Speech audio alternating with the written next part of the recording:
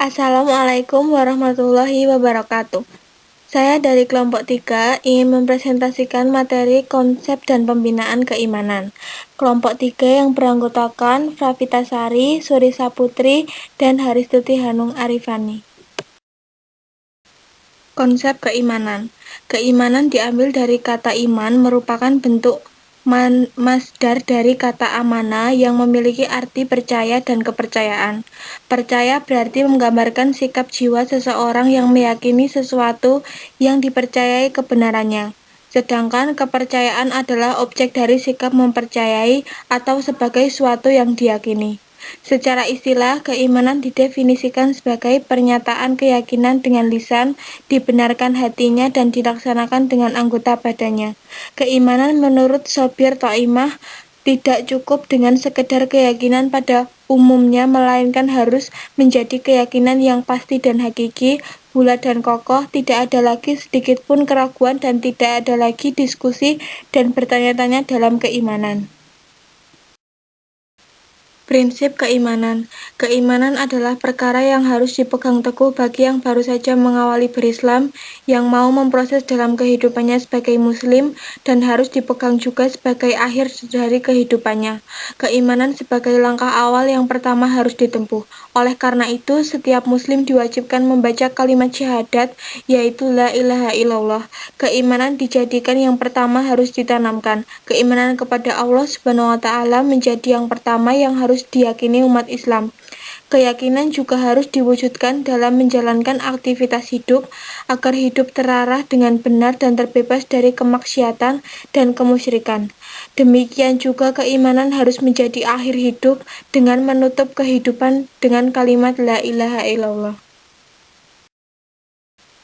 Menurut Abdullah bin Abdul Aziz Al-Jar, keimanan bahwa tiada Tuhan selain Allah Subhanahu wa Ta'ala akan tidak banyak manfaatnya bagi seseorang tanpa memenuhi syarat-syarat keimanan. Di antara syarat keimanan akan keesaan Allah adalah: 1. Memahami maknanya keimanan, yakni tidak ada yang hak diibadahi kecuali hanya Allah Subhanahu wa Ta'ala. 2. Memiliki keyakinan yang bulat bahwa tiada yang hak diibadahi kecuali Allah Subhanahu wa Ta'ala, karena keimanan harus menghilangkan keraguan, bukan sekedar prasangka dan pembiasaan. 3. Menerima keimanan dengan hati, lisan, dan perbuatan. Orang beriman harus menghilangkan sikap menolak nilai-nilai yang terkandung dalam keimanan. 4. Menjalankan syariatnya. Keimanan yang sempurna akan menumbuhkan sikap hidup senantiasa menjalankan ibadah dan amal-amalnya berdasarkan syariat Allah dan tidak akan mau mengamalkan apapun yang tidak sesuai atau tidak ada rujukannya dengan dalil yang dibenarkan Islam. 5. Memiliki sikap syidik atau jujur senantiasa sesuai antara apa yang ada di hati dengan yang diucapkan dan menghindari perilaku kemunafikan. 6. Memiliki sikap hidup ikhlas, yakni melakukan segala sesuatu atas dasar perintah Allah dan hanya berharap balasan dari keridhaannya. Menghindari segala jenis kemusyrikan baik yang besar maupun kecil. 7. Mencintai keimanan, mencintai orang yang beriman. Kecintaan ini yang akan bisa jadi dasar terciptanya ukhuwah keimanan yang dapat memperkokoh persatuan umat. Ruang lingkup keimanan. Ruang lingkup keimanan mencakup rukun iman, yakni beriman kepada Allah, beriman kepada malaikat, beriman kepada Rasul, beriman kepada kitab, beriman kepada hari akhir, dan beriman kepada qadha dan qadar. Pertama, beriman kepada Allah, yakni dalam arti membenarkan eksistensi Allah Subhanahu wa Ta'ala, Tuhan sesuatu sekaligus pemiliknya, bahwa tidak ada hak diibadahi selain Allah Subhanahu wa Ta'ala. Bahkan Allah Subhanahu wa Ta'ala Maha Agung dan bersih dari semua kekurangan. Kedua, keimanan kepada malaikat, yakni meyakini bahwa mereka adalah makhluk yang sangat mulia yang senantiasa patuh dengan tugas-tugas yang diberikan oleh Tuhannya. Ketiga, beriman kepada kitab Allah, yakni beriman kepada semua kitab yang pernah diturunkan Allah dan semua suhuf yang diberikan kepada sebagian Rasul, bahwa semua itu adalah firman-Nya yang diwahyukan sebagai syariat bagi umatnya. Kitab terbesar dan kitab terakhir penyempurna atau yang paling sempurna adalah Al-Quran yang diturunkan kepada Rasul terakhir. Rasulullah Muhammad SAW.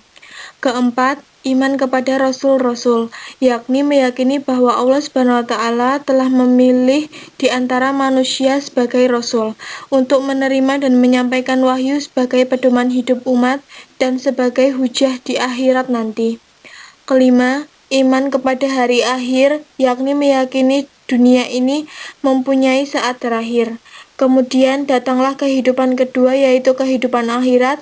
Pada hari itu, Allah membangkitkan semua makhluk, mengumpulkan mereka untuk dihisab dan diberi balasan sesuai dengan jenis amalnya. Keenam, iman kepada qada dan qadar, yakni meyakini bahwa Allah telah menetapkan segala sesuatu yang ada di alam semesta. Tidak ada satupun kejadian di alam ini yang luput dari rencana dan pengawasannya. Pembentukan keimanan. 1. Pentingnya keimanan menjadi tonggak yang besar yang akan membuat seseorang cinta dan taat kepada Allah. Keimanan akan dapat memberikan keamanan jiwa seseorang dan akan mendapatkan petunjuk dari Allah. Pentingnya keimanan ditanamkan pada jiwa manusia karena keimanan merupakan dakwah yang disampaikan oleh para nabi. Keimanan adalah dasar setiap orang yang mau masuk Islam, merupakan cara hidup yang harus diyakini dan dipegang. Keimanan adalah dasar bagi kesucian hati seseorang. Fitrah keimanan. Keimanan yang utama dan menentukan tumbuhnya keimanan yang lainnya adalah keimanan kepada Allah SWT. Siapapun yang memiliki kekokohan keimanan kepada Allah secara otomatis akan meyakini adanya malaikat, rasul-rasulnya, kebenaran kitab-kitabnya, hari akhir dan ketetapan qada dan qadarnya. Keimanan kepada Allah yang paling pokok adalah mentauhidkannya, baik dalam asma wa sifat, rububiyah dan uluhiyah. Keyakinan terhadap ketauhidan Allah yang menjadi inti dari rukun iman sesungguhnya merupakan prinsip hidup manusia yang secara fitrah telah dicelupkan atau sibghahkan sejak manusia dalam kandungan ibunya. Secara fitrah manusia telah dilahirkan untuk mentauhidkan Allah, meyakini tiada Tuhan selain Ia dan bersedia patuh dan tunduk pada syariat yang dibuatnya. Hakikat syahadatain. Syahadatain merupakan kalimat yang mulia. Kalimat ini dijadikan sebagai kewajiban seseorang ketika ia ingin menjadi muslim. Kalimat ini menjadi fondasi pertama yang akan mengubah keyakinan ketuhanan dan falsafah hidup manusia, dan sekaligus mempunyai makna yang mendorong manusia menjalankan aktivitas yang hidupnya diarahkan dengan tujuan tinggi pengabdian dan keikhlasan hidup semata-mata untuk Allah. Makna syahadatain secara global adalah bahwa tidak ada yang hak diibadahi selain Allah. Maka syahadat bisa berarti sebagai pengakuan, kesaksian, kesepakatan, akad dan janji setia. Oleh karena itu, dalam bersyahadat diperlakukan adanya kesadaran pemahaman maknanya yang benar, sehingga dapat membuat siapapun yang melakukan janji setia ini akan menjadi manusia yang hanya beribadah kepada Allah. Kalimat syahadat menurut Mujahid adalah mengesahkan Allah. Hal ini karena ilah adalah segala sesuatu yang disembah dan ditaati. Kalimat syahadat dengan demikian mempunyai dua rukun yang harus dipenuhi ketika mengharapkan kesempurnaan janjinya. 1. Bersyahadat berarti harus menolak peribadahan selain hanya kepada Allah. 2. Menetapkan beribadah hanya kepada Allah. Syahadat mestinya membuat manusia mengosongkan dirinya dan dari mengambil hak atau sifat Allah, pengosongan hati dari Tuhan-Tuhan yang tidak hak dan memposisikan diri sebagai makhluk yang lemah, kemudian hati diisi dengan Allah sebagai Tuhan yang hak dan memiliki sifat ketuhanan yang baik adalah merupakan fungsi syahadat. Dengan kesadaran inilah manusia dengan istiqomah berpegang pada prinsip yang tunduk pada aturan Allah. Cara membina keimanan. Pertama, mengembangkan fitrah bertauhid dengan menanamkan prinsip-prinsip yang dapat menghadirkan pahala. Penanaman ini dimulai dengan menyadarkan bahwa Allah Maha mendengar dan melihat kita, dan tidak ada yang dapat bersembunyi dari pengawasannya. Kemudian dijelaskan agar suka berbuat ihsan karena itu yang akan mendapat imbalan kebaikan, dan hindarkan keburukan karena itu akan berakibat buruk pada dirinya. Kedua, menanamkan rasa keagungan Allah di hati anak. Cara menanamkannya adalah dengan meyakinkan di hatinya bahwa hanya Allah yang agung dan yang haknya dimintai tolong dan disembah. Ketiga, pahamkan anak-anak akan kehinaan makhluk di depan Allah. Semua makhluk membutuhkan pertolongannya. Setiap detik, jam, hari, dan tahun manusia tidak dapat hidup tanpa pertolongan Allah. Perlihatkan anak dengan mereka yang sholat khusyuk, berdoa, berjamaah, dan orang berhaji yang sedang wukuf, untuk menunjukkan mereka semuanya sedang menengadahkan tangan dan memohon pertolongan Allah atas segala kesenangan dan kekurangannya. Keempat, ajaklah anak untuk melihat fenomena alam dan jelaskan bahwa fenomena itu adalah bagian dari kehendak dan kemahabesaran kekuasaan Allah. Allah lah yang menciptakan dan memperlakukan sesuai dengan kehendaknya. Kelima, tanamkan rasa cinta kepada Allah ke dalam hati anak sejak dini. Penanaman sejak dini yang akan membantu anak tumbuh keimanan dengan baik. Caranya adalah dengan menyadarkan anak-anak pada setiap nikmat yang diperoleh. Semua itu karena rahmat dan kasih sayang Allah.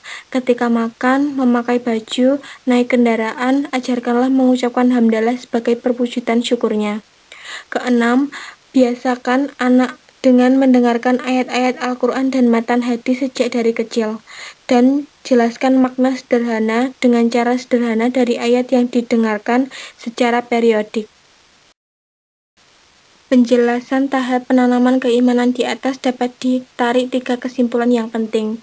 1. Penanaman keimanan harus diupayakan dari sejak anak usia dini, perlu penanaman yang berkesinambungan dan berjenjang. 2. Penanaman keimanan tidak hanya mengajarkan apa keimanan, melainkan harus sampai tertanam di lubuk hatinya. Ketauhidan, perasaan mengagungkan, perasaan kepengawasan, dan perasaan kerahmatan yang melekat kuat pada setiap aktivitas dan keadaan. 3. Penanaman keimanan harus mengikuti tahapan dan strategi yang teruji kualitasnya, yang sudah diteladankan oleh Rasulullah SAW. Pengajaran harus terhindar dari sekecil apapun yang justru dampaknya dapat mengotori akidah itu sendiri, sehingga media, sarana, materi, dan lingkungan harus dilestarikan dari hal yang mengandung penyimpangan akidah. Sekian presentasi dari kelompok 3. Mohon maaf apabila banyak kekurangan. Terima kasih atas perhatiannya. Wassalamualaikum warahmatullahi wabarakatuh.